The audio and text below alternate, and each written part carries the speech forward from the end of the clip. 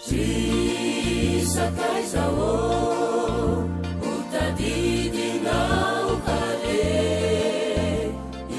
ny radio oazisy hoanao zao mahatoky amin'ny fanekena fandaharana iarahana amin'ny départemental fitantanam pianana kristianina eto anivon'ny fédération amin'ny fiangonana adventiste Madagasikara afovoany manomevony naitrany Kristy motsy mety vera iny indrindrare riverenantsikinja.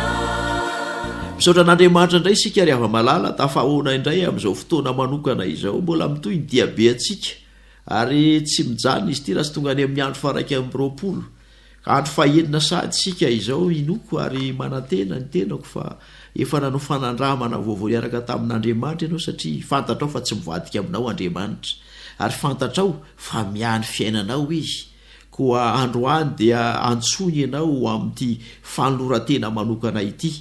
Fanolorantena ao anatin'ny andro fahafito izay ilazany hoe mandehana amin'ny marina na dia toa hitondra fahatiantoka ho anao azy zany. Ivavaka isika mialohan'ny andinintsika izany loha hevitra izany. Ivavaka isika tompoko.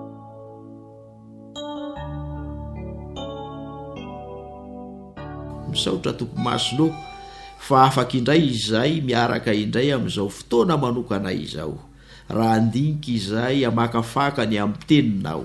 Meteza ry eto anivonay kasio ny fonay rehetra tendreo izay mba ho toerana azonao ametrahana ny fahasoavanao ny fahamarinanao ka ho marina izay tahaka ny fahamarinanao satria eo anilanay mandrakariva ianao. Meteza ho namanay amin'izao fotoana izao amin'ny anaran'i Jesosy. Amen. Mandeha amin'ny fahamarinana na dia toa hitondra fahatiantoka azy zany. Sarotra amin'ny olona ny manaiky ho fahatiantoka amin'ny zavatra tao. Ary toetsaina ampianarina amin'ny laharana sy sehatra rehetra izany hoe mitadiava tombony. Eny mety ho marina izany ary mety hiteraka fisalasalana izany indraindray mahatonga antsika mety tsy hanao intsony na hanao zavatra ho an'ny olona na ho an'ny namantsika na ho an'ny koa ny mpiray fanafodirinina amintsika na enina dia mpiara-miangona amintsika azy. Kanefa ry hava-malala dia miantso antsika Andriamanitra hoe mandeha amin'ny marina na dia tondra fahatiantoka azy. Eny mangalandray toko sy andininy androany jereo mety toko sy andininy nomeko anao ty ihany no tenenao kanefa tsara raha maka misy ianao amin'ny baiboly betsaka toko sy andininy ahafahanao mijery izany taratra izany. Misy ohatra ny fanambaran'i Jesosy manao raha misy manery ianao andeha mailo ray dia mandehana miaraka amin'ny mandeha mailo roa. Izany rehetrarehetra izany dia teny misy ny teny manao hoe raha misy mamely takolako akavana dia meo azy koa ny takolako akavy. Reny teny rehetra reny dia teny toa milaza fa misy fahatiantoka rehefa misy teny koa milaza amintsika fa tokony ho atao ny manaiky ho fahatiantoka raha tondra aminao amin'ny tsara izany. Eny mandeha amin'ny marina na dia toa hitondra fahatiantoka azy zany. Azonao ataony nandinika izany tao anatin'ny fisainana sy tao anatin'ny vavaka mangina. Misy tenin'Andriamanitra ity izay tiako vakiana aminao amin'ny Isaia 3:5-10 izay mandeha amin'ny fahamarinana sady miteny zava-mahitsy izay tsy mety mandray harena amin'ny fanaovana ankeriny na manifikika an-tanany mba handray kolikoly izay manetsy tadiny mba tsy andrenesany amin'ny fantatsahan-dra sady manakipy ny masony mba tsy hahitany ratsy. Izy no honina ao amin'ny avo. Ny fitoerana avony dia fiarovana any amin'ny aram-bato izay hoaniny dia omena azy ary ny rano sotrony tsy ho diso.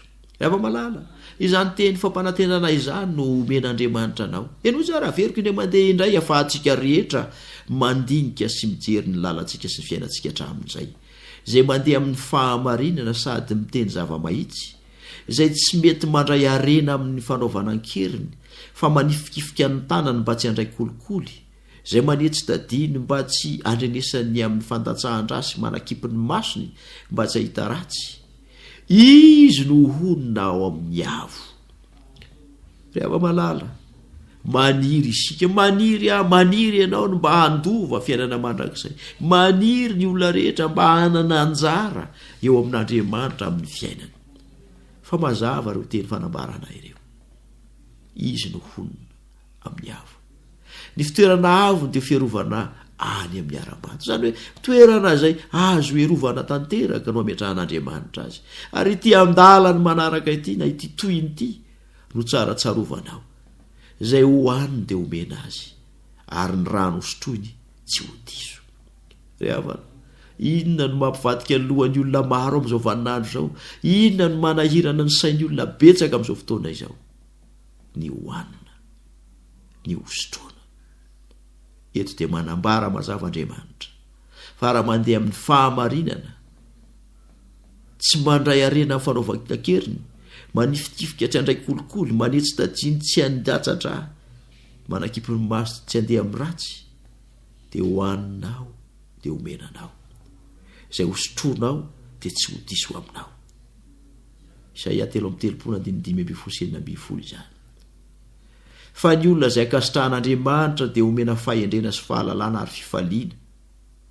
zay mifanambaran'ny mpitoroteny fa ny mpanota kosa ampiasainy anangona sy amory mba hisy omeny zay akasitrahan'Andriamanitra zava-poana sy misambotrivotra kosa izany rehavana raha olona akasitrahan'Andriamanitra ianao dia atolotr'Andriamanitra anao ny fahalalana sy ny fifaliana omen'Andriamanitra anao ny soa sy ny tsara fa raha ratsy fanahy ianao raha isan'ny mpanota ianao dia ampiasainy ianao mba hanangona sy amory ho an'izay olona akasitrahan'Andriamanitra toroteny 2:20 misy any an-dalateny zany androany tian'Andriamanitra tsy ho amin'izany ianao fa tian'Andriamanitra handeha ho amin'ny marina mba hahatonga anao hanana fifaliana sy fiadanana miaraka aminy hoy Jesosy aminao hoy Jesosy aminao teny nambarany tamin'ny mpianany ity raha misy olona ta hanaraka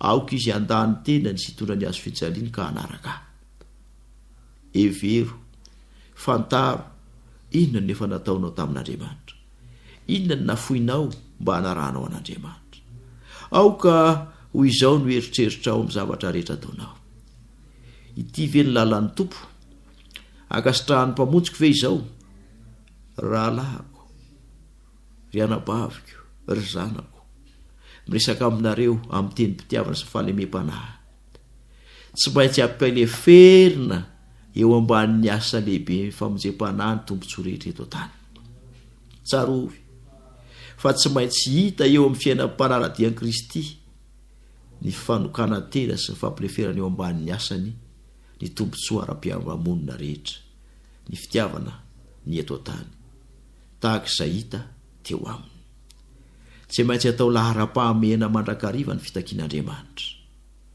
zay ty ray aman-dreny mihoatra ny fitiavany ahy de tsy miendrika aho hoy Jesosy Matteo 10:17 boky ndesina ho antsika ny fiainan'i Jesosy tokony anaingatsika hanao ezaka tsy mety sasatra sy feno fahalorantena hanao izay mahasoa ny hafa ny ohatra nomeny mangataka izay tsy omentsika Andriamanitra ny fahalorantena feno izany raha toka nanaja ny vadina taony tamin'ny nanekeny an'i Kristy ny kristianina tsirairay de olona fa maro teto ambonin'ny tany no tsy navela ho very tao anatin'ny fahotana ry havana manasa anao Andriamanitra miantso anao Andriamanitra tsarovy fa tsara ny mandeha amin'ny marina na mety hitondra fahatyantoka azy zany ary tsarovy fa ilainao izany raha tianao ny hahatoky amin'ny fanekena ny rahanao taminy andeha hivavaka isika hamarana izao fotoana ny rahantsika tamin'ity fiarahana tamin'ity andro fahaenina ity mirahasoa anao ary mirary anao ho ambinina sy ho salama vavaka isika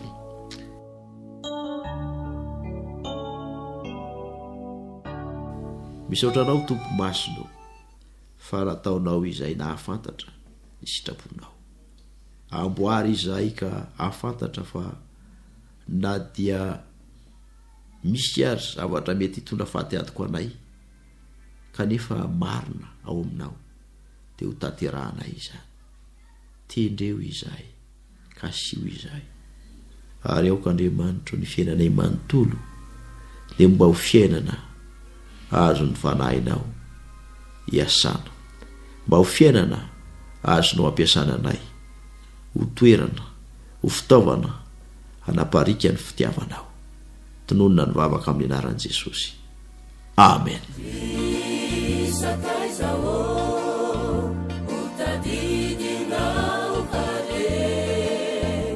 Natotrina radio Oasis ho anao teo mahatoky amin'ny fanekena fandaharana niarana tamin'ny départementan'ny fitantanam-piainana kristianina eto anivon'ny fédération figurana adventiste Madagasikara afovoany.